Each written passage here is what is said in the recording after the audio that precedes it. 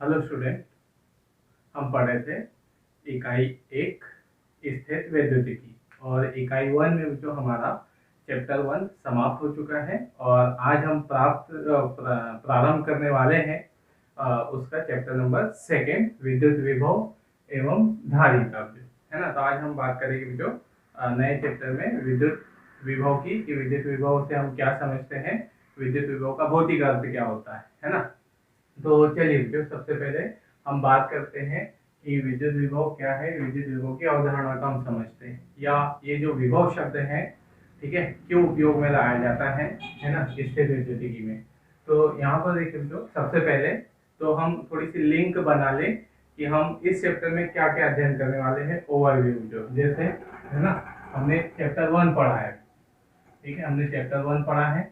तो chapter one में हम किसकी बात करते आए हैं अभी तक, विद्युत क्षेत्र की, है ना। हम ऐसे हमने पढ़ा है कि अगर हम कोई आवेश हो और आवेश के पास में अगर हम किसी दूसरे आवेश को रखते हैं तो उस पर बल लगता है ना।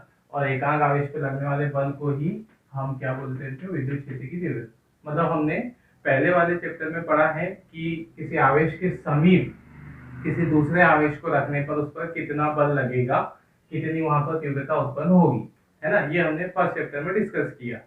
अब यहाँ देखें जो कि अगर हम इस विद्युत क्षेत्र में, ठीक है, विद्युत क्षेत्र में किसी आवेश को अगर ला रहे हो, ठीक है ना, जैसे अभी तक हम क्या बोलते हैं कि अगर हम यहाँ आवेश रख दें तो उस आवेश पे बल लगेगा विद्युत क्षेत्र में।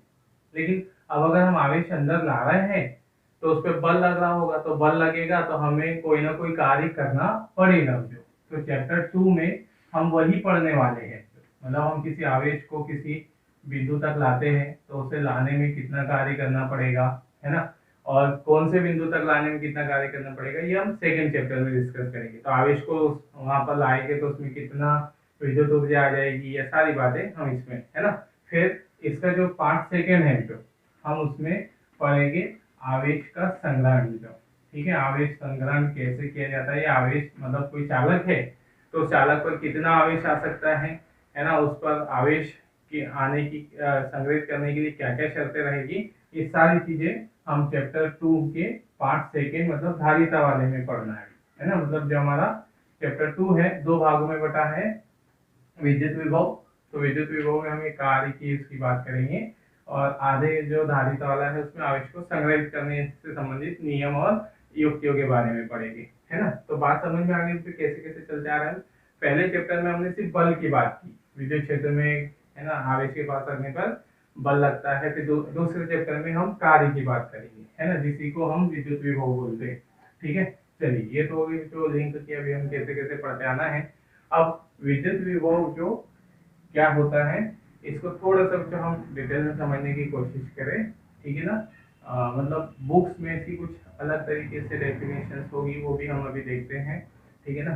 तो यहाँ देखिए जैसे हमने कहा कि ये हमारे पास एक विद्युत क्षेत्र है ना, विद्युत क्षेत्र के बारे में हमने पढ़ा है, ये हमारा विद्युत क्षेत्र है, ठीक है। इस विद्युत क्षेत्र की दिशा इस तरफ से ऐसी, है ना, मतलब जो हमारा विद्युत क्षेत्र उत्पन्न करने वाला स्रोत है वो इधर है। मतलब स्रोत से मतलब या तो कोई आवेश होगा या कोई अन्य चालक होगा ऐसा, ठीक है। तो विद्युत क्षेत्र उत्पन्न करने वाला आवेश स्रोत यहाँ पर है। अब देखो जो यहाँ कि इसमें एक बिंदु ए हमने मान लिया और बिंदु बी हमने ले लिया, ठीक है। अब हम यहाँ ऐसे कहें कि हम एक आवेश को विद्युत क्षेत्र के बाहर से, है ना, ये विद्युत क्षेत्र के बाहर मतलब अनंत से, हम अनंत से बिंदु ए तक ले आए, ठीक है। तो हमें जो यहाँ पर हम किसी आवेश को बिंदु ए पर रखते हैं तो उस पर बल अधिक लगेगा, है ना, उस पर बल लगेगा। यहाँ पर मान लो कितना बल लग रहा है यहाँ 10 न्यूटन, समझने के लिए, ठीक है, 10 न्यूटन बल लग रहा है, ओके। फिर उसे यहाँ तक लाने में हमें कोई ना कोई कार्य करना पड़ा होगा बल के विरुद्ध। तो हमने क्या बच्चों, हमने कहा हमने 100 जूल कार्य किया वहां पे, ठीक है।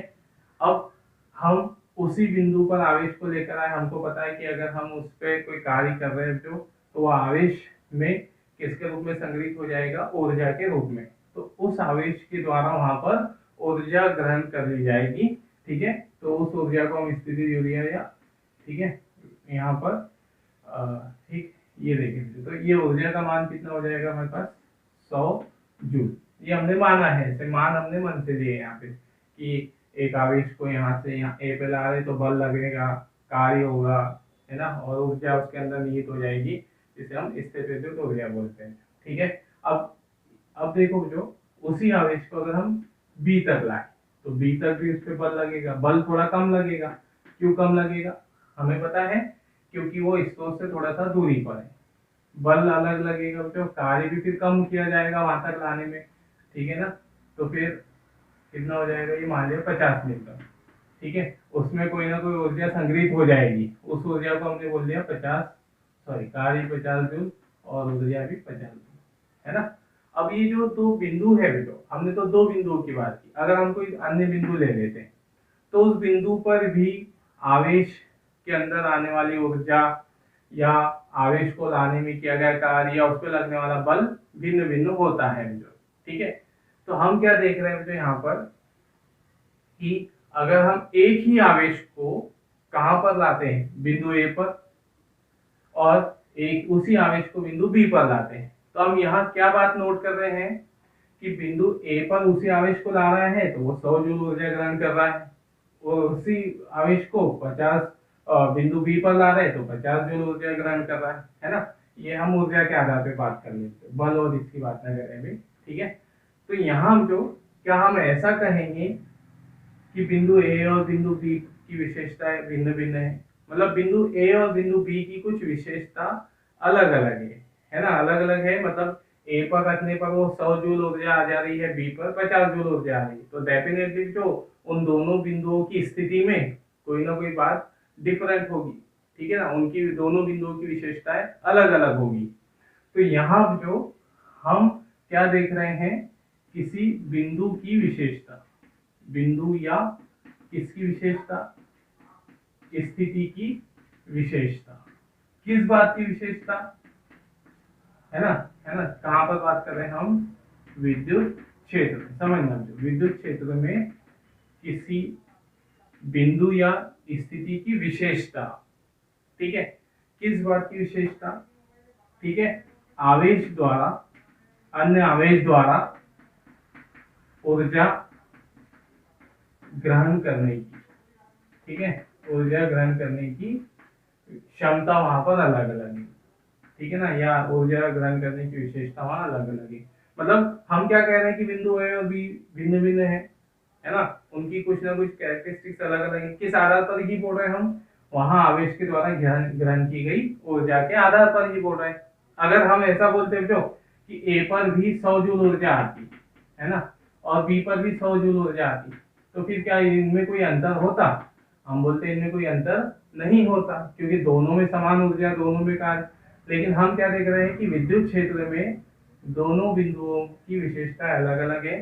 किस बात पर हम अंतर कर पा रहे हैं दोनों बिंदुओं में? वहां आवेश को रखने पर आवेश के द्वारा ऊर्जा ग्रहण करने की, है ना, की गई ऊर्जा, ग्रहण की गई ऊर्जा के मान के आधार पर हम वहां पर उनमें अंतर कर पा रहे हैं। अब देखो जो यहाँ पर अगर हम इसको लिखना चाहेंगे या हम इसको व्यक्त करना चाहेंगे तो हम क्या कहेंगे, ऐसा लिख, हम ऐसा लिखेंगे कि विद्युत क्षेत्र में बिंदु ए की स्थिति या बिंदु ए की विशेषता ऐसी है कि उस पर किसी भी आवेश द्वारा ऊर्जा ग्रहण कर 100 जूल ऊर्जा ग्रहण की जाएगी। मतलब हम आवेश को वहां रखते हैं तो 100 जूल ऊर्जा ग्रहण कर जाएगी। अब बिंदु बी की विशेषता ऐसी है ना, क्या लिख देंगे इसी तरफ जो, ठीक है ना, पूरा ऐसे लिख दोगे बिंदु बी की विशेषता ऐसी है कि वहां 50 जूल ऊर्जा ग्रहण की जाती है। अब ऐसा लिखना जो हमारे लिए थोड़ा सा अनुचित है, मतलब बार बार इतना बड़ा सेंटेंस, हम इसके लिए एक छोटा सा शब्द बना लेते हैं, है ना। हम क्या देख रहे थे, ए पर ऊर्जा ज्यादा आ रही है, बी पर ऊर्जा ज्यादा, हमने एक इसके लिए छोटा सा एक शब्द बना लिया, विद्युत विभव, है ना। हमने ऐसे बना, इस शब्द का उपयोग कर लिया, विद्युत विभव का। तो अब विद्युत विभव हमको अगर ये ऐसा लिखना है कि विद्युत क्षेत्र में बिंदु ए की विशेषता ऐसी है कि वो किसी आवेश को वहां तक लाने में किया गया कार्य 100 जूल है, या उस आवेश के द्वारा वहां ग्रहण की गई ऊर्जा 100 जूल है, तो हम इतना बड़ा ना लिखते हुए हम लिख देंगे बिंदु ए पर विद्युत विभव कितना है, 100 जूल। समझ में आया तो? मतलब हमको अगर ऐसा बोलना है कि आवेश के द्वारा वहां पर 100 जूल ऊर्जा ग्रहण की जाएगी या आवेश को वहां तक लाने में 100 जूल कार्य किया जाएगा, तो हम ऐसा नहीं बोलेंगे। हम क्या बोलेंगे, बिंदु ए पर विद्युत विभव 100 जूल है। तो आप समझ जाओगे कि बिंदु ए पर विभव 100 जूल है, तो इसका अर्थ ये है कि हम वहां किसी एकांक आवेश को वहां लाएंगे तो उस बिंदु तक लाने में हमको 100 जूल कार्य करना पड़ेगा, है ना। तो क्या समझ में आया जो हमको विद्युत विभव किसकी विशेषता बता रहा है। विद्युत विभव जो बिंदु विद्युत क्षेत्र के अंदर किसी बिंदु की किसी स्थिति की विशेषता बता रहा है। किस बात की विशेषता, किसी आवेश को वहां तक लाने में आवेश के द्वारा ऊर्जा ग्रहण कर किए जाने की विशेषता दिखा रहा है। जैसे हमने लिख दिया विद्युत विभव 100 जूल है, तो ये क्या बता रहा है, बिंदु ए का विभव 100 जूल है, तो वो हमें बिंदु ए की विशेषता बता रहा है। विद्युत विभव शब्द वहां बिंदु ए की विशेषता बता रहा है कि उस बिंदु पर किसी आवेश को लाया जाएगा तो वो 100 जूल ऊर्जा ग्रहण कर लेगा। तो क्या समझ में आया, विद्युत विभव हम क्यों उपयोग में लाते हैं या विद्युत विभव क्या बताता है। विद्युत क्षेत्र के अंदर किसी बिंदु की या किसी स्थिति की विशेषता बताता है। किस बात की विशेषता, मतलब उससे संबंधित विशेषता है। समझ में आया, जो विद्युत विभव विद्युत क्षेत्र के अंदर किसी बिंदु से संबंधित विशेषता है, किसी स्थिति से संबंधित विशेषता है। किससे संबंधित, स्थिति से संबंधित विशेषता है। और किस बात की विशेषता, जो हमको यह ज्ञात करवाती है कि उस स्थिति उस बिंदु पर किसी आवेश को लाया जाएगा तो वहां कितना कार्य करना पड़ेगा या कितनी, ये है ना, उसमें ऊर्जा आएगी। ठीक है, अब समझो। जैसे ये हमने लिख दिया यहाँ पर, ओके, ये विद्युत क्षेत्र है। अब मैं बोलता हूँ यहाँ बिंदु ए पर विभव, समझना, बिंदु ए पर विभव मैंने बोल दिया जो 50 जूल है। तो आप इससे क्या समझोगे, 50 जूल है तो इससे हम ये समझेंगे कि हम किसी आवेश को वहां तक लाएंगे तो आवेश को वहां तक लाने में, एकांक आवेश को वहां तक लाने में कितना कार्य करना पड़ेगा, 50 जूल। ओके, मतलब हमको वहां 50 जूल ऊर्जा खर्च करनी पड़ेगी वहां तक पहुंचने में। ओके, है ना। या आवेश को अगर वहां तक पहुंचा दिया गया तो आवेश के अंदर उस बिंदु पर रखने पे 50 जूल ऊर्जा आ जाएगी। अगर हमने बी पर विभव बोल दिया तो बिंदु बी पर विभव है ना 10 जूल है, ये कोई बिंदु, तो इसका मतलब क्या कि बिंदु बी पर हमें विद्युत आवेश को लाने में 10 जूल कार्य करना पड़ेगा, वहां उसमें 10 जूल ऊर्जा आ जाएगी, है ना। तो क्लियर है। तो यहाँ पर विद्युत विभव किससे संबंधित विशेषता है, विद्युत क्षेत्र के अंदर किसी स्थिति या किसी बिंदु से संबंधित विशेषता है विद्युत विभव, जो हमको उस बिंदु पर आवेश को रखने पर आवेश कितनी ऊर्जा ग्रहण करेगा या आवेश को वहां तक लाने में किए गए कार्य का मान बताती है। तो यही उसकी अर्थ हुआ, जो है ना, उसका भौतिक अर्थ या उसका अवधारणा। जो विद्युत विभव विद्युत क्षेत्र में स्थित किसी बिंदु की वह विशेषता है जिससे हमें ये ज्ञात होता है कि उस बिंदु पर किसी भी आवेश को रखने पर उस आवेश में कितनी ऊर्जा निहित हो जाएगी या उस आवेश को उस बिंदु तक लाने में कितना कार्य किया जाएगा, है ना, ऐसे जो। ठीक है, अब इसको भी आप एक साधारण उदाहरण से भी समझ सकते हो, सिंपल से उदाहरण से। ठीक है, दैनिक जीवन में हम जैसे एक उदाहरण ले लेते हैं, जैसे मान लो जो है ना, मोस्ट कॉमन एग्जांपल है ये कि एग्जांपल के लिए हम कहेंगे कि एक स्कूल या एक स्थान है जो कॉलेज, स्कूल या कॉलेज कुछ भी समझ लो आप। ओके, तो इसके पास जो है ना एक व्यक्ति है ना एक स्टेशनरी पे ओपन करता है, एक शॉप ओपन करता है जहाँ कॉपी किताबें मिलती है। ठीक है ना, तो स्टेशनरी ओपन करता है। ठीक है, ये स्टेशनरी से कितनी दूरी पर है, तो हमने कहा 10 मीटर की दूरी पर या 50 मीटर की दूरी पर, उसके पास में ही है ना। बिंदु ए पर वो है ना, बिंदु ए मतलब स्थान ए पर वो एक शॉप ओपन करता है, स्टेशनरी ओपन करता है। तो ठीक है, अब यहाँ देखो जो एक दूसरा बंदा जो सेम है ना, सेम व्यक्ति वही सामग्री के साथ, उसी सामग्री के साथ एक शॉप कहाँ ओपन करता है जो, ठीक है, एक स्टेशनरी कहाँ ओपन करता है, ठीक है, बिंदु या स्थान बी पर, मतलब मान लो यहाँ से, है ना, 1 किलोमीटर दूरी पर। ओके, तो अब जो आप सोचिए कि किसकी शॉप पर ज्यादा सेलिंग होगी, किसकी बिक्री ज्यादा होगी, है ना। ये स्कूल कॉलेज के पास में जो शॉप है, जो दुकान है ना, उस पर सेलिंग ज्यादा होगी, उस स्थान पर सेलिंग ज्यादा होगी, ठीक है। और यहाँ पर सेलिंग कम होगी। उसका रीजन हमें पता है कि वो पास में ही है, तो पास में ही है तो पब्लिक वहां ज्यादा जाएगी, और ये दूर है। तो क्या समझ में आया जो, कि अगर यही व्यक्ति, है ना, वही शॉप को पास में ओपन करता है तो उसे वहां ज्यादा रिस्पांस मिलेगा, ज्यादा सेलिंग होगी, और उसी शॉप को वो दूर ओपन करता है तो कम सेलिंग। मतलब यहाँ अंतर किस बात का है, स्थान में अंतर है। इस स्थान पर ज्यादा रिस्पांस मिल रहा है क्योंकि इसके पास स्कूल कॉलेज है, ठीक है ना। और इस स्थान में वो बात नहीं है, इस स्थान पर सेलिंग कम है जो। तो यहाँ स्थान की विशेषताएं अलग अलग है। इस पर सेलिंग क्यों ज्यादा हो रही है इस स्थान पे, तो हम कहेंगे इस स्थान पर तो वो कॉलेज के पास में है, इस स्थान पे कम क्यों हो रही है क्योंकि वो बहुत दूर है। तो ये किसकी विशेषता हो गई, शॉप की विशेषता नहीं हुई, दुकान की विशेषता नहीं हुई। हमने तो बोला कि यही सामान उसने वहां ले जाके रखा हुआ है। ओके, तो यहाँ किसकी विशेषता है, ये स्थान की, इस स्थान पर, ठीक है ना, इस स्थान पर हमें क्या मिल रहा है, ज्यादा रिस्पांस मिल रहा है, इस स्थान पर कम रिस्पांस मिल रहा है, ठीक है। तो अंतर किस बात का है, स्थान का। दोनों स्थानों की विशेषताएं अलग अलग है।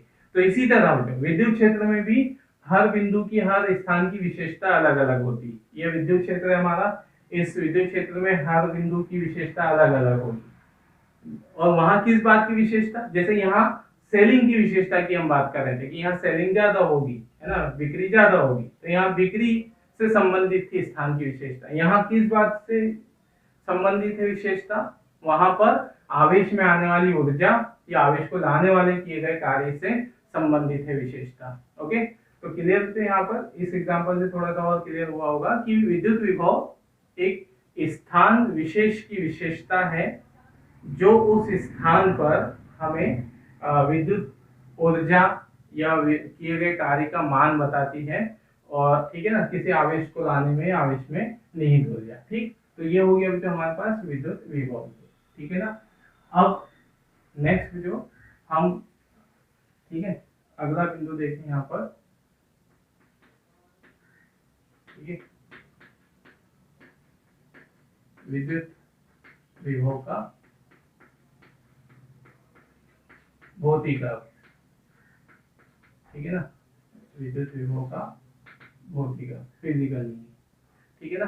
अब भौतिक अर्थ में जो कैसे समझे हम, है ना, देखें जो, जैसे जो हमारे पास दो चालक हैं, ये चालक ए है और चालक बी, ठीक है।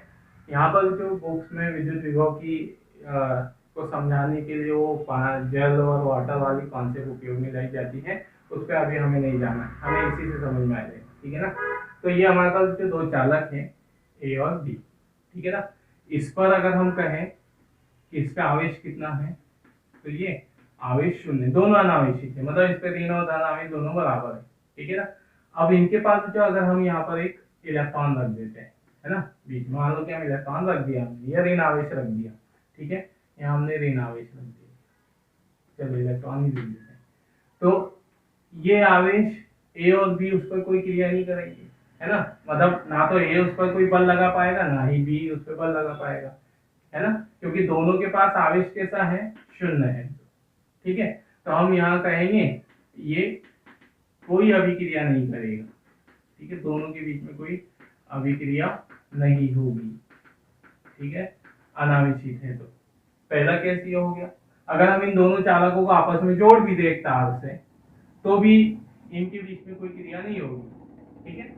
अब दूसरी स्थिति तो यहाँ पर ले गई, ठीक है, ये जो, जैसे हमारे पास ये एक चालक है, अब इस चालक पे जो हमने बोल दिया धनावेश, है ना, धनावेश, ठीक है।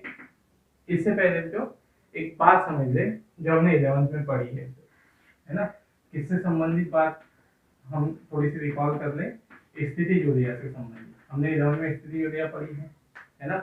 हमने पढ़ा है जो गुरुत्वीय स्थितिज ऊर्जा, ठीक है, गुरुत्वीय स्थितिज ऊर्जा, ठीक है। गुरुत्वीय स्थितिज ऊर्जा कब आती है, जब हम किसी वस्तु को, है ना, पृथ्वी तल से ऐसे उठाते हैं तो उसमें एक ऊर्जा आ जाएगी, गुरुत्वीय स्थितिज ऊर्जा, ठीक है। दूसरा तो हमने यहाँ पर एक और ऊर्जा पढ़ी है, प्रत्यास्थ स्थितिज ऊर्जा, है ना। प्रत्यास्थ स्थितिज ऊर्जा स्प्रिंग की वाली बात है। हमने पढ़ा था यहाँ पर कि अगर हम एक स्प्रिंग को खींचते हैं, उसकी लंबाई में परिवर्तन करते हैं, तो स्प्रिंग को खींचने में उसमें एक स्थितिज ऊर्जा आ जाएगी, है ना। तो ये ऊर्जाओं के नाम हम किस आधार पर देते हैं तो, ठीक है, जैसे हमने पत्थर को ऊपर उठाया तो उसमें स्थितिज ऊर्जा आई, तो उस स्थितिज ऊर्जा को हमने नाम दिया गुरुत्वीय स्थितिज, ठीक है। और स्प्रिंग को खींचा, उसमें जो स्थितिज ऊर्जा आई उसको नाम दे दिया प्रत्यास्थ स्थितिज ऊर्जा। है तो सब स्थितिज ऊर्जा ही है, लेकिन, है ना, स्थितिज ऊर्जा हमने पढ़ चुके हैं कि किसी वस्तु की स्थिति और अवस्था में परिवर्तन हो जाए, स्थिति या अवस्था में, तो उसमें ऊर्जा निहित होने वाली ऊर्जा को हम स्थितिज ऊर्जा कहते हैं, है ना। तो यहाँ पर जो इसको हमने गुरुत्वीय स्थितिज ऊर्जा नाम क्यों दिया, मतलब नाम किस आधार पर दिए जाते हैं, है ना। हमें जिस ठीक है, हमें जिस विशेषता के विरुद्ध कार्य करना होता है या जिस बल के द्वारा कार्य किया जाता है उसी के आधार पर नाम दिए जाते हैं। जैसे वस्तु को ऊपर उठाया हमने, वस्तु को ऊपर उठाने में हमें किसके विरुद्ध कार्य करना पड़ा होगा, गुरुत्वीय स्थितिज ऊर्जा, गुरुत्वीय बल के विरुद्ध में, गुरुत्वाकर्षण की, तो इसलिए हमने उसको गुरुत्वीय स्थितिज ऊर्जा बोली। और स्प्रिंग को खींचा, तो स्प्रिंग को खींचने में हमने किसके विरुद्ध कार्य किया, प्रत्यास्थता के गुण के विरुद्ध में, तो प्रत्यास्थता के कारण उसमें ऊर्जा आई है, तो हमने उसका नाम दे दिया प्रत्यास्थ स्थितिज ऊर्जा, है ना। अब ये तो होगी बच्चों बात कि नाम किस आधार पर दिए जाते हैं, और हमें स्थितिज ऊर्जा से संबंधित एक नियम हमेशा मालूम होना चाहिए कि ब्रह्मांड में जो जितनी भी वस्तुएं हैं उनकी हमेशा कोशिश क्या रहेगी कि वो कम से कम स्थितिज ऊर्जा वाले अवस्था को या स्थान को ग्रहण करने की कोशिश करेगी। जैसे हम पत्थर को ऊपर उठाते हैं तो पत्थर नीचे ही आएगा, क्यों आएगा, क्योंकि नीचे उस आने पर उसकी स्थितिज ऊर्जा में कमी होती है, तो इसलिए वो नीचे आने की ही कोशिश करेगा, है ना। स्प्रिंग को हम खींचते हैं तो स्प्रिंग वापस अपनी स्थिति को खींचने की, अपनी प्रारंभिक लंबाई को ग्रहण करने की कोशिश करेगा, क्यों, क्योंकि जब स्प्रिंग खींची हुई अवस्था में है तो उसमें ऊर्जा अधिक हो जाती है, स्थितिज ऊर्जा, लेकिन जब वो सामान्य अवस्था में आएगा तो ऊर्जा कम हो जाती है। तो प्रत्येक व्यक्ति का या प्रत्येक जो जितनी भी ब्रह्मांड में वस्तुएं हैं सभी की कोशिश ये रहती है कि वो अपनी स्थितिज ऊर्जा कम से कम करने की कोशिश करती है या उस अवस्था में जाने की कोशिश करेगी जिस अवस्था में उसकी स्थितिज ऊर्जा कम हो जाए, है ना। और कैसे कम कर पाती है वो अपनी ऊर्जा, जिस रीजन से ऊर्जा उत्पन्न हुई है उसी का अपोज करके। जैसे हमने पत्थर को ऊपर उठाया, मतलब ऊंचाई बढ़ रही थी तो इसकी ऊर्जा बढ़ रही थी, अगर इसको अपनी ऊर्जा कम करनी है तो पत्थर अपनी ऊंचाई कम करने की कोशिश करेगा और वो नीचे आएगा। स्प्रिंग को खींचने पर उसकी ऊर्जा बढ़ रही थी, मतलब लंबाई बढ़ने पर ऊर्जा बढ़ रही थी, तो अपनी ऊर्जा घटाने के लिए अपनी लंबाई को भी घटाने की कोशिश करेगा, है ना। तो ये थी जो हमने 11 में पढ़ा है। अब इसका एग्जाम्पल भी जो हमने यहाँ बीच में क्यों लाया उसको, है ना, अभी समझ में आ जाएगा कि ठीक है ना, हमने ये बात अभी डिस्कस क्यों की है। चलिए अब हम आते हैं जो हमारे चालक वाली बात पे, कि अभी हमने कह दिया बच्चों ये चालक ए है, ठीक है। इस चालक में क्या है, धन आवेश है, तो इस पर इलेक्ट्रॉन की कमी है, इस पर इलेक्ट्रॉन की कमी है। अब इलेक्ट्रॉन की कमी है तो इसकी अवस्था में परिवर्तन हो चुका है, मतलब ये उसकी सामान्य अवस्था थी, जो साम्य अवस्था थी, है ना, मतलब यहाँ उसमें इलेक्ट्रॉन और प्रोटॉन, मतलब ठीक है ना, धन आवेश और ऋण आवेश की मात्रा बराबर थी, तो उसकी वो अपनी साम्य अवस्था में कहलाएगा, ठीक है, मूल अवस्था में कहलाएगा, ठीक है ना, मूल अवस्था भी बोल सकते हैं हम इसको, है ना, मूल अवस्था। अब यहाँ पर देखो इलेक्ट्रॉन की कमी हो गई, मतलब यहाँ पर हमारे उस पर ध्यान दे तो हम कहेंगे कि उसकी अवस्था में परिवर्तन होगा, अवस्था परिवर्तन होगा। अब अवस्था परिवर्तन हुआ तो अभी हमने समझा उसमें क्या आ जाएगी, स्थितिज ऊर्जा आ जाएगी, ठीक है। कौन सी स्थितिज ऊर्जा आ जाएगी जो आवेशित करने पे, तो ऊर्जा के नाम हम देते हैं किस आधार पे, अभी हमने समझा जिस बल के विरुद्ध या जिस कारण के, है ना, विशेषता के विरुद्ध कार्य हुआ है या जिसने कार्य किया है उसके आधार पे हम नाम देते हैं। तो यहाँ जो किसके कारण ऊर्जा आई है, आवेश के कारण, तो आवेश से संबंधित है तो हम क्या बोल देते हैं, विद्युत। तो उसमें विद्युत स्थिति ऊर्जा आ जाएगी, है ना। या अब देखिए जो विद्युत स्थिति ऊर्जा आ जाएगी, अब ये कोई ना कोई क्रिया कर सकता है ना, कोई ना कोई क्रिया कर सकता है। कैसे? जैसे आप इसके पास एक आवेश को रख दो, धन आवेश को, तो ये धन आवेश उसको क्या कर देगा, प्रतिकर्षित कर देगा, है ना। या ये आवेश उसको आकर्षित कर देगा, और सॉरी ऋण आवेश रखते हैं अगर हम, तो हम उसको आकर्षित करेगा। मतलब अब इसमें कुछ ना कुछ कार्य करने की क्षमता आ गई है जो, है ना, कार्य करने की उसमें, ठीक है, वो रिस्पॉन्स करने लगेगा, ठीक है। इस बिंदु पर उसकी कोई ना कोई ऊर्जा कार्य करने लगी, तो ऊर्जा कार्य करने लगेगी, तो हमने जो उसमें जो ऊर्जा आई है, अभी हमने उसको नाम दे दिया विभव।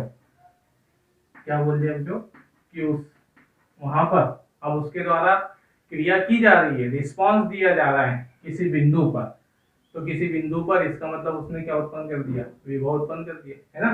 कौन सा विभव जो, ठीक है। अब विभव, ठीक है, कौन से आवेश के कारण आया है, मतलब आवेश के कारण आया था, उनसे विद्युत विभव बोल सकते हैं, ठीक है ना। मतलब स्थिति ऊर्जा को अभी हम यहाँ क्या बोल रहे थे कि अब उसमें विभव आ गया, वो कोई कार्य कर सकता है, रिस्पॉन्स कर सकता है, विभव आ जाएगा, विभव आ गया उसमें, ठीक है ना।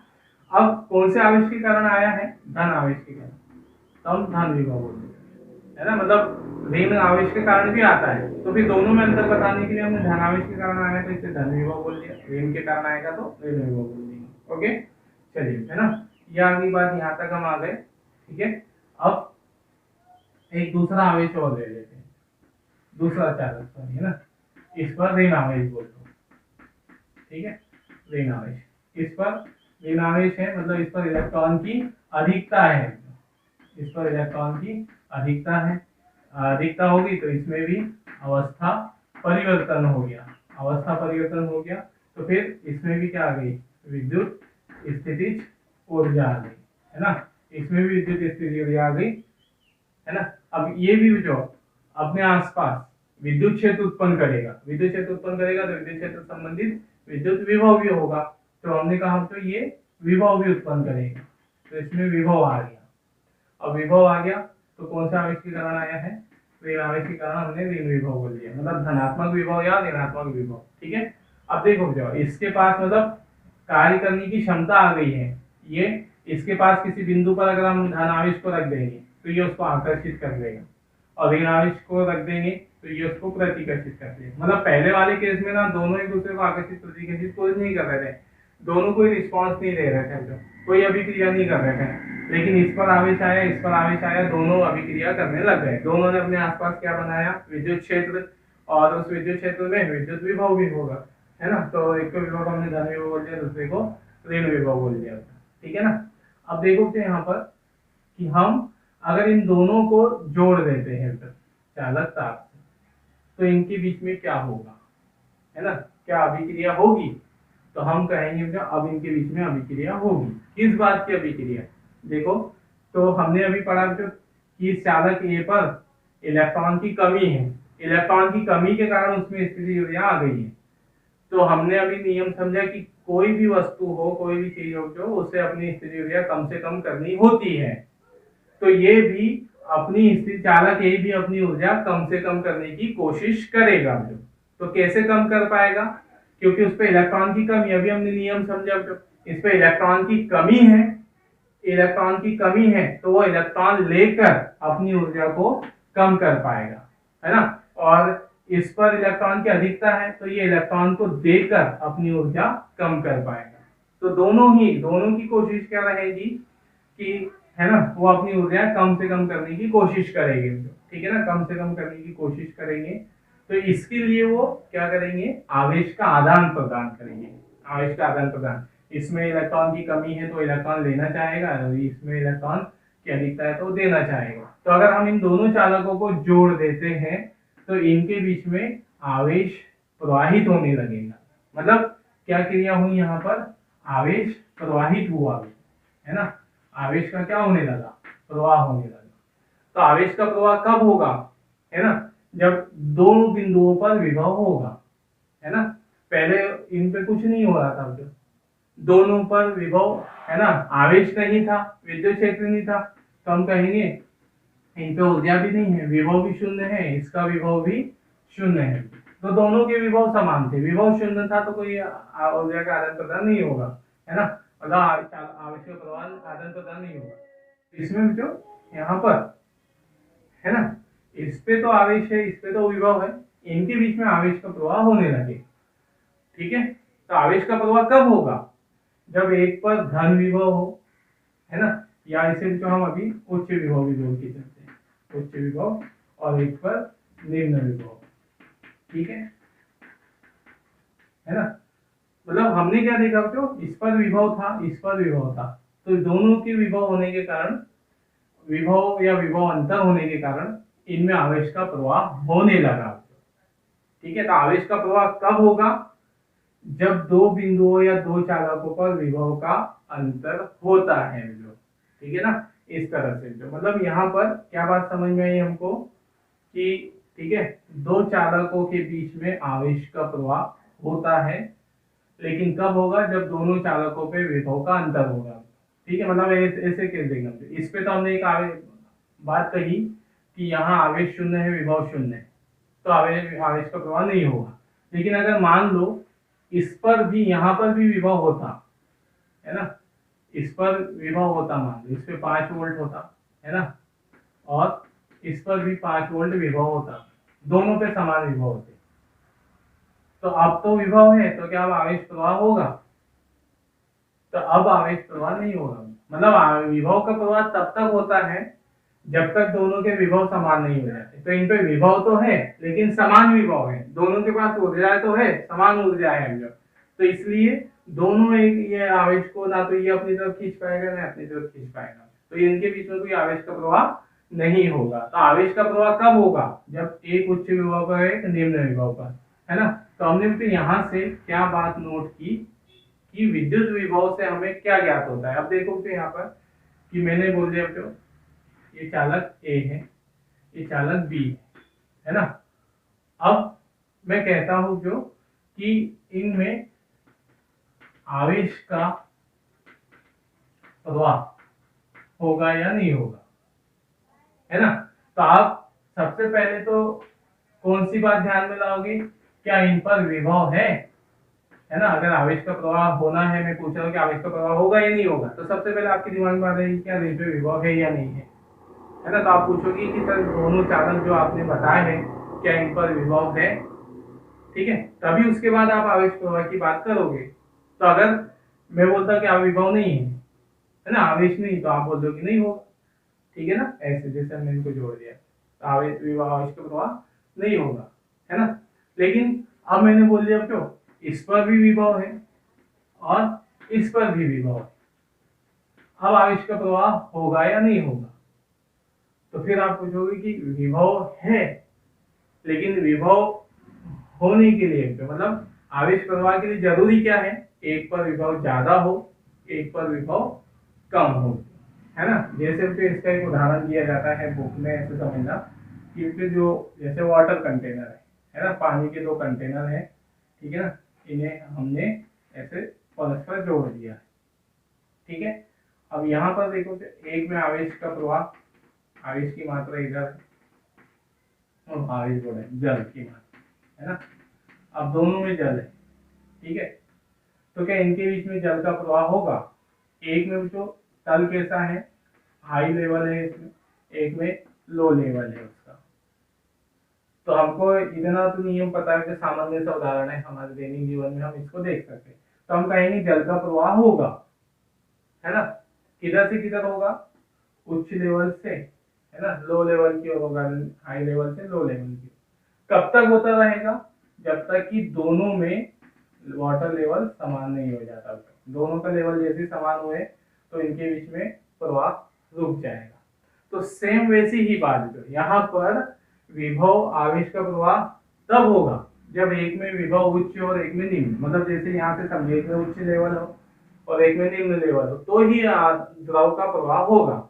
इसी तरह से यहाँ पर विभव एक पे उच्च एक पे निम्न हो तो ही आवेश का प्रवाह होगा। तो हमारा क्वेश्चन ये था कि क्या आवेश प्रवाह होगा, तो आपने बोला सबसे पहले तो ये देखना पड़ेगा कि विभव है या नहीं। अब हमको पता चल गया कि विभव है, तब भी हम बता नहीं सकते कि आवेश का प्रवाह होगा या नहीं होगा। क्यों? क्योंकि अभी आपको ये बात नहीं मालूम कि कौन कौन से विभव पर है। देखो, अब मैं बोलता हूँ, जो मैं इसको बोल देता हूँ कि उच्च विभव, है ना, मैं इसको बोल देता हूँ निम्न विभव। आप तुरंत बोल दोगे, आपको इसके विभव का ज्ञान हो गया, आपको इसके विभव का ज्ञान हो गया कि किस पे उच्च किस पे निम्न है। आप तुरंत बोल दोगे कि आवेश का प्रवाह, इलेक्ट्रॉन का प्रवाह निम्न विभव से उच्च विभव की ओर हो गया होगा। मतलब क्या बात समझ रहे हो कि आवेश प्रवाह का ज्ञान होने के लिए कि भाई आवेश प्रवाह किधर से किधर होगा, तो उसके लिए हमको क्या जानना जरूरी था, बिंदुओं पर या चालकों पर विभव का मान जानना जरूरी था। तो विभव से हमको क्या भी समझ में आता है, तो विभव से हमको अगर विभव ज्ञात हो तो हम क्या भी बता सकते हैं, आवेश प्रवाह की दिशा भी बता सकते हैं। जब तक आपको इसकी विभव नहीं मालूम, आप क्या नहीं बता सकते, आवेश प्रवाह की दिशा नहीं बता सकते। जैसे मैंने आपको बोला जो कि इस पर विभव उच्च एक पर विभव निम्न है, तो आपने तुरंत बोल दिया क्योंकि हमको नियम पता चुके हैं, हम नियम इधर समझ चुके हैं जो कि किधर से किधर आवेश जाता है, ऋण आवेश किधर से किधर जाता है ना। तो आप तुरंत बोल दोगे, आपको विभव का जैसे ही ज्ञान हुआ आप वैसे ही आवेश का प्रवाह की दिशा बता दोगे, है ना, क्लियर ना। जैसे फिर से एक एग्जाम मैंने कहा जो बिंदु ए पर उच्च विभव, बिंदु बी पर, ठीक है, निम्न विभव। अब मैं पूछता हूँ जो कि आवेश का प्रवाह होगा या नहीं, आप बोले होगा, हमको नियम मालूम है उच्च से, है ना, आवेश का प्रवाह होता है। कौन से आवेश का? अब दो तरह के आवेश है हमारे पास, ऋणात्मक या धनात्मक। तो हमेशा तो ऋणात्मक आवेश मतलब इलेक्ट्रॉन ही चलते हैं, लेकिन हम बोल जरूर सकते हैं ऐसा कि धन आवेश भी चलता है ना। तो हम बोल देंगे तो इलेक्ट्रॉन का प्रवाह निम्न विभव से बिंदु बी से किधर की ओर होगा, ए की ओर होगा। तो विभव से हमको आवेश प्रवाह की दिशा भी हम व्यक्त कर सकते हैं। तो यही उसका भौतिक अर्थ है। मतलब विद्युत विभव वह विद्युत अवस्था है जिसके द्वारा हम दो बिंदुओं या चालकों के मध्य आवेश प्रवाह की दिशा को व्यक्त कर सकते हैं। ठीक है ना, ठीक है ना, ये बात है। मतलब विद्युत विभव वह भौतिक अवस्था है या वो विद्युत अवस्था बोल लो जो, ठीक है ना, विद्युत से संबंधित वह विद्युत अवस्था है जिससे दो बिंदुओं या चालकों के मध्य आवेश प्रवाह की दिशा का ज्ञान होता है। ठीक है, अब हमने ऐसा लिख दिया है तो आवेश प्रवाह की दिशा भी बता देते हैं, है ना। अब आवेश हमारे पास दो तरह के होते हैं, ऋण और धन, मतलब इलेक्ट्रॉन और प्रोटॉन। तो ध्यान रखिए बेटा हमेशा, है ना, अगर आवेश का आदान प्रदान होगा, आवेश का अगर प्रवाह होगा, तो कौन सा ही आवेश प्रवाहित होगा, ऋण आवेश ही प्रवाहित होगा इलेक्ट्रॉन के रूप में, है ना। मतलब हमेशा याद रखिए क्यों, इलेक्ट्रॉन ही चलते हैं, ऋण आवेश ही चलते हैं, है ना। ठीक है, तो ऋण आवेश किधर से किधर चलता है, ठीक है, निम्न विभव ऋण विभव से धन विभव की ओर। तो अब है ना, यहाँ हम दिशा भी व्यक्त कर देते हैं, होता है ना। तो ये है जो, या आप उसको ऐसा भी लिख सकते हो, धनात्मक आवेश, ठीक है, ऋणात्मक आवेश, धनात्मक आवेश जो है ना उच्च विभव से निम्न विभव की ओर, है ना। मतलब बोल जरूर सकते हैं लेकिन हमेशा याद रखिए कि ऋणात्मक आवेश ही गमन करता है ना। तो ये चीज हमारे पास, ठीक है, विद्युत विभव का भौतिक अर्थ, ठीक है ना। नेक्स्ट जो हम देखते हैं यहाँ पर विद्युत विभव का,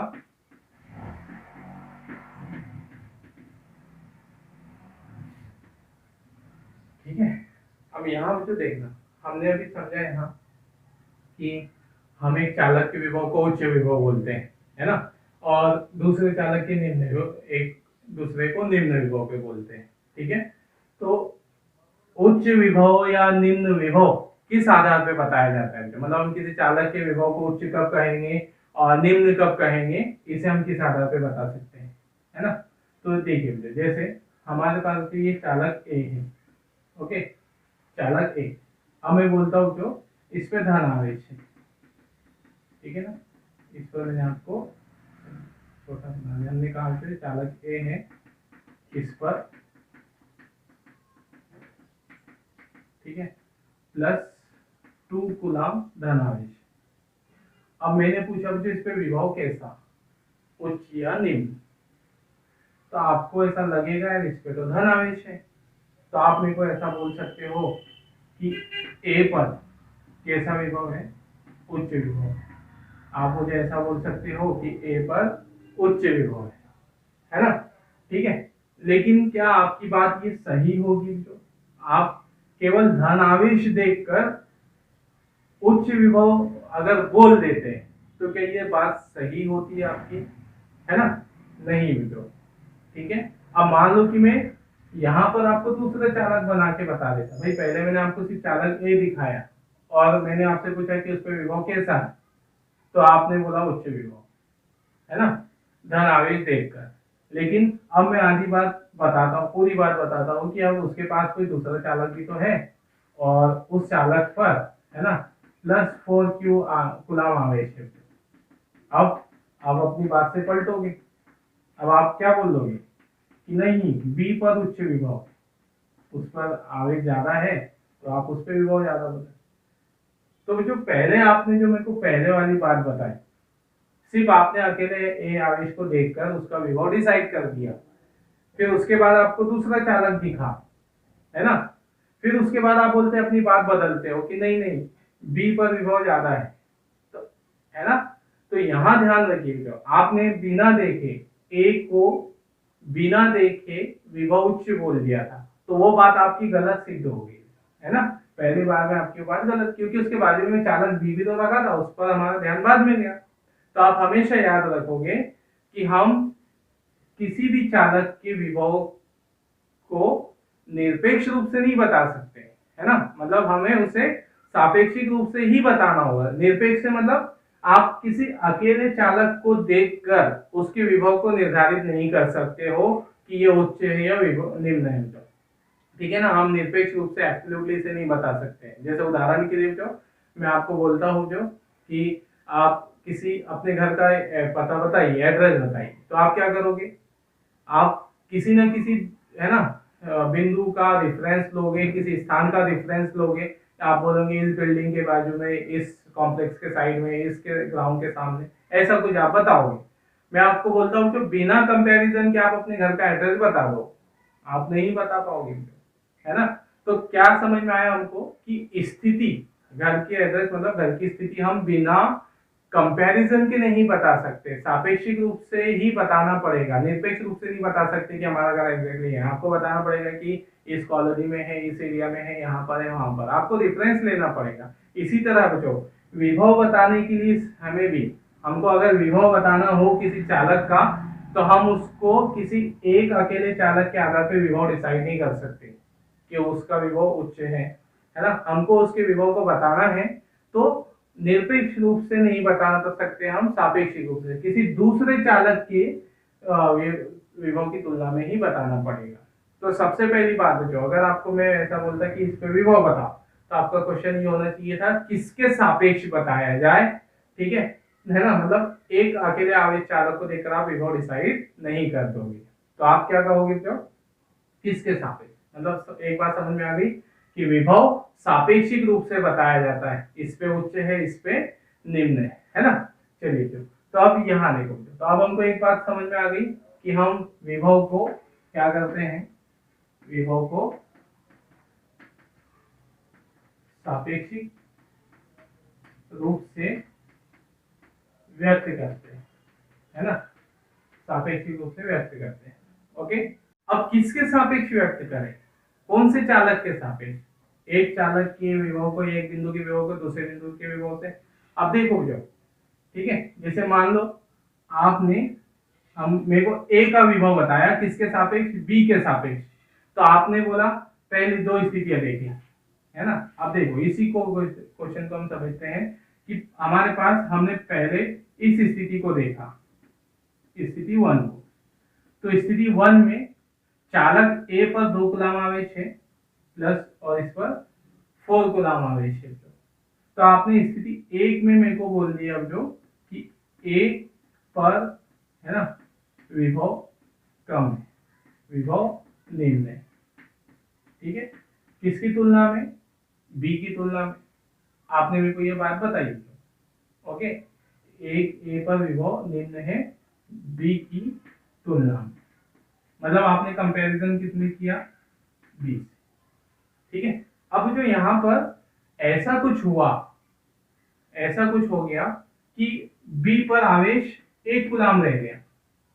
भाई उसी प्रोसेस में चलते चलते, उसी प्रोसेस में ए का बी का विभव, बी पर जो आवेश था, मतलब बी डिस्चार्ज होते जा रहा था, तो बी डिस्चार्ज होते होते जो उस पर 1 कूलाम आवेश बच गया।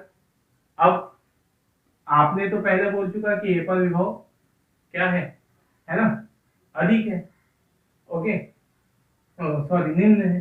अब हमारे पास क्या होगा, स्थिति 2 पर अगर हम देखें तो ए पर विभव आप उच्च कहोगे, उच्च है किसकी तुलना में, बी की तुलना में। मतलब जो हम जो बात कहना चाह रहे हैं यहाँ पर, वो बात क्या हो रही है ना, वो चेंज हो रही है। हमारी जो जानकारी हम दे रहे हैं, हम जो इंफॉर्मेशन दे रहे हैं, वो चेंज हो रही है। मतलब ये है ना, क्या हो रहा है, हमारी जो बात है वो गलत प्रूफ हो रही है। भाई हमने चालक ए और बी को देखा, तो हमने बोला यार ए पर विभव कम है। थोड़ी देर बाद हम फिर बोल दें कि ए पर विभव ज्यादा है। तो हम जो इंफॉर्मेशन, हम जो कंडीशन लेकर चल रहे हैं, वो चेंज हो रही है। क्यों चेंज हो रही है, क्योंकि बी का विभव नियत नहीं है ना। बी का विभव क्या है, नियत नहीं है।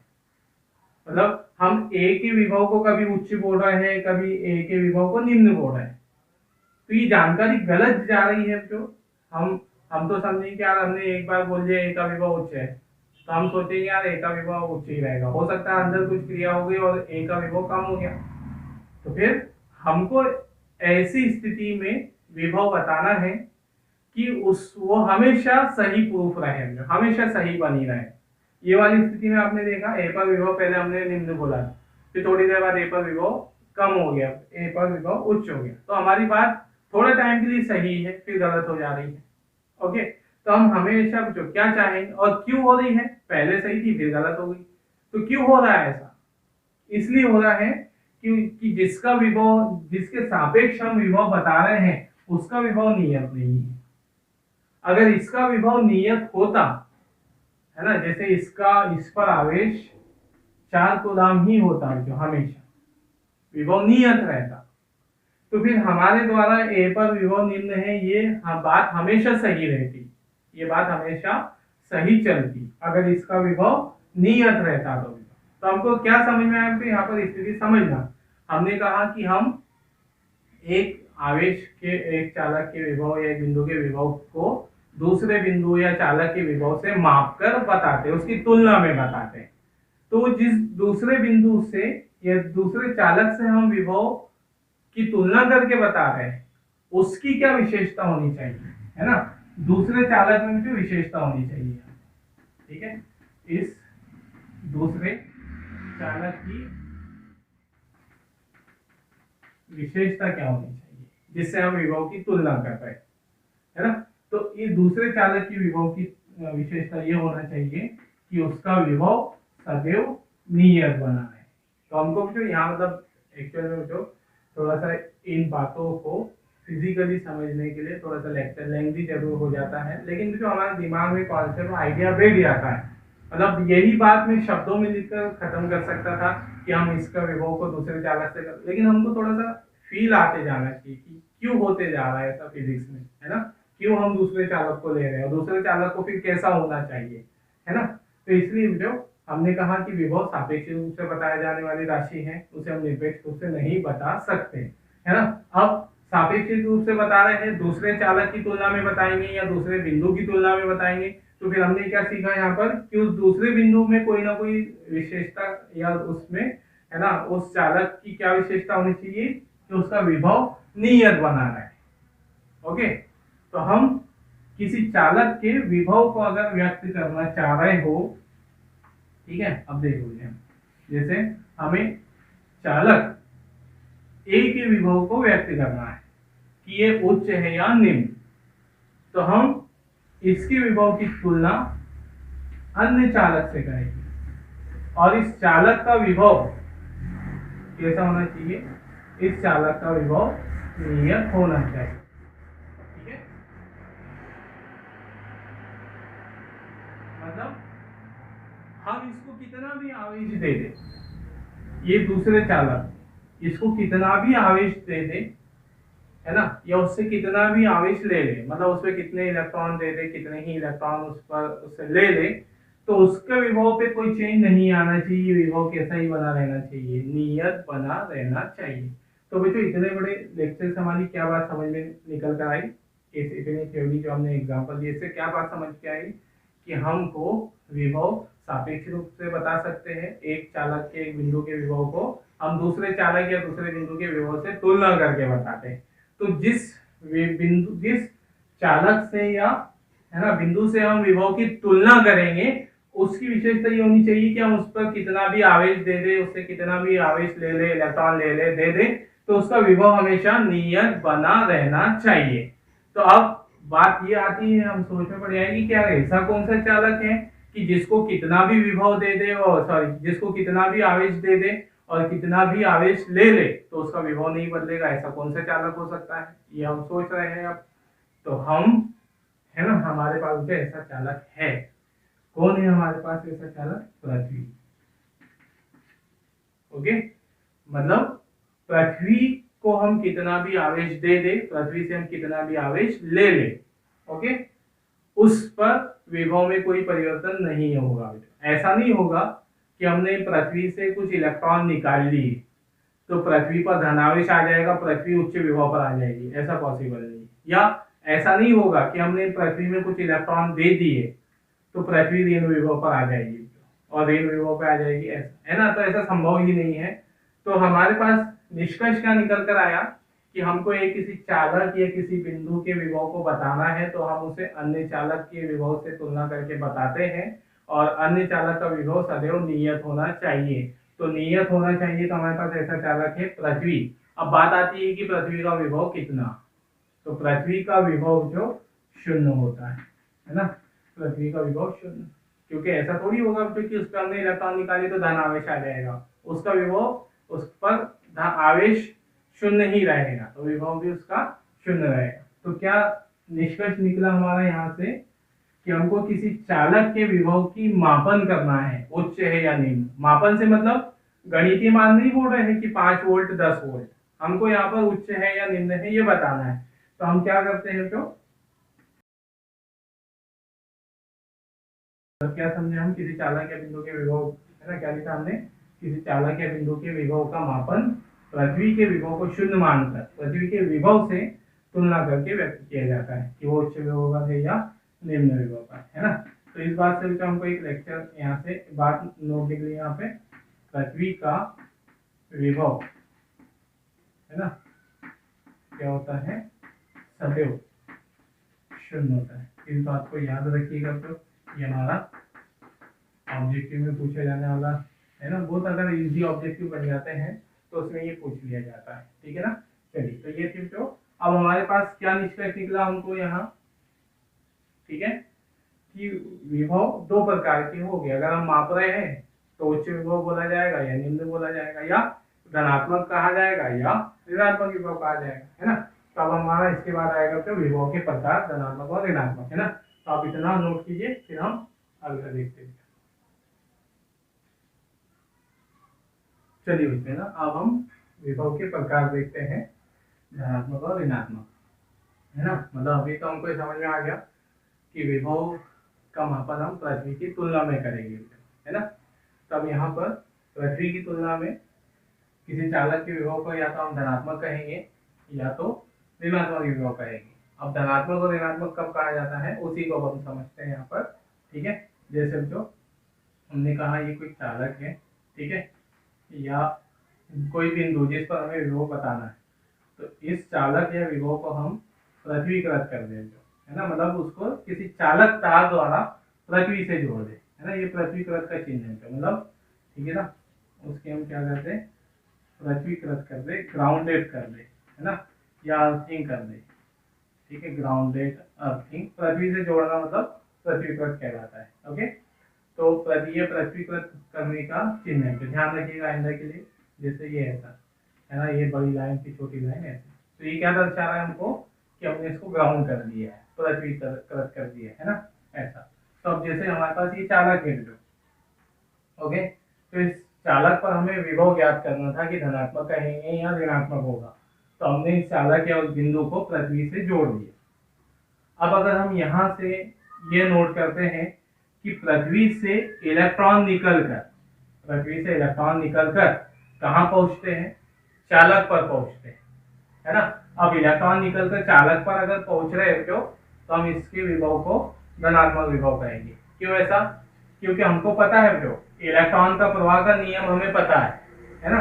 इलेक्ट्रॉन का प्रवाह हमेशा किधर होता है ना, ठीक है। इलेक्ट्रॉन प्रवाह निम्न विभव से इधर की ओर होता है, हमेशा उच्च विभव, ये ध्यान रखिए। ऋणात्मक आवेश का प्रवाह निम्न से उच्च की ओर होगा। तो इसका मतलब ये है कि अगर, है ना, पृथ्वी का विभव तो हमारा कैसा माना गया है, शून्य माना गया है। पृथ्वी के विभव को हम शून्य बोलते हैं, है ना, हमने अभी समझा उसका विभव शून्य ही रहता है। तो इसका मतलब ये है कि अगर इलेक्ट्रॉन पृथ्वी से निकलकर चालक की ओर जा रहा है, पृथ्वी से निकलकर चालक की ओर, मतलब शून्य विभव वाले बिंदु से निकलकर अगर कहीं और जा रहे होंगे, तो इसका मतलब जो उस विभव का मान शून्य से ज्यादा ही होगा। मतलब बिंदु ए पर जा रहे हैं तो बिंदु ए का विभव शून्य से अधिक होगा, और विभव शून्य से अधिक होगा, तो इसका मतलब क्या हुआ कि उसका मान कैसा ही होगा, धनात्मक होगा, है ना। ऐसे जानते हैं ना जब हम कि शून्य से ऊपर वाला मान जो ये शून्य है, तो शून्य से उच्च मान हमेशा धनात्मक में आएगा, और शून्य से निम्न मान हमेशा कैसा होगा, ऋणात्मक होगा। तो इसका अर्थ है तो यहाँ पर कि अगर पृथ्वी से इलेक्ट्रॉन निकलकर अगर बिंदु ए तक जा रहे हैं तो पृथ्वी का विभव शून्य है, तो डेफिनेटली तो जहां वो जा रहा है इलेक्ट्रॉन उसका विभव शून्य से ज्यादा होगा, और शून्य से ज्यादा होगा तो फिर धनात्मक होगा, है ना। तो इस पर विभव धनात्मक विभव कहलाएगा, ठीक है। तो क्या समझ में आया आपको यहाँ पर कि, ठीक है, इसी को हमने उसकी परिभाषा बना दी। क्या बना दी कि यदि किसी बिंदु पर हमें विभव ज्ञात करना है, उसको पृथ्वीकृत कर दो, तो किसी चालक या बिंदु को पृथ्वीकृत कर देने पर यदि इलेक्ट्रॉन निकलकर पृथ्वी से उस चालक की ओर जाते हैं या उस बिंदु की ओर जाते हैं, तो चालक या बिंदु पर विभव कैसा विभव कहलाता है, धनात्मक विभव कहलाता है, धनात्मक विभव कहलाता है ना। ये उसकी परिभाषा है, ठीक है, क्लियर।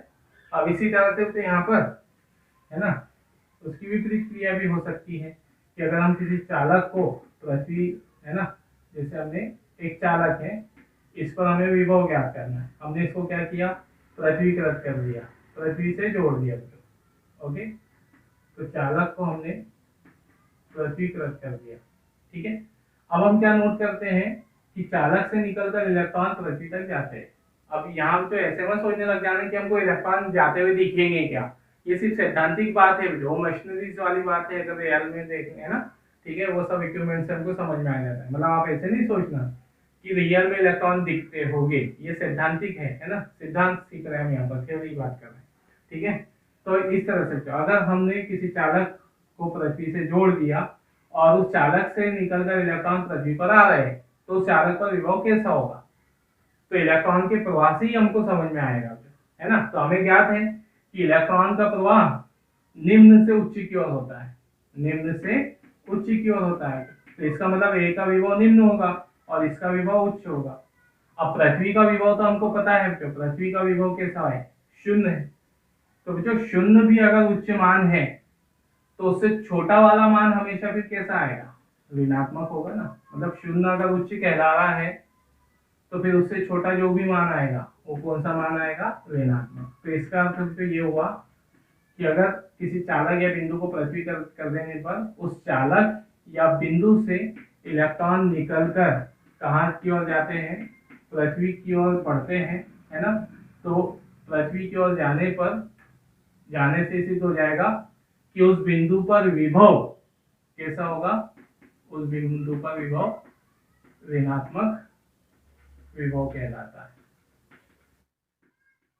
ठीक है, ये है ना, ये हमारे पास दोनों के है ना, उनको डिटेक्ट करने का तरीका, क्योंकि धनात्मक है या ऋणात्मक, ये कब कहलाएगा है ना। तो ये साधारण पे हम उसको धनात्मक और ऋणात्मक बोलते हैं फिर, है ना। तो ये थी जो, और वैसे जो यहाँ पर इस पे तो ध्यान दीजिएगा, इस पर हमारे ऑब्जेक्टिव्स बन जाते हैं।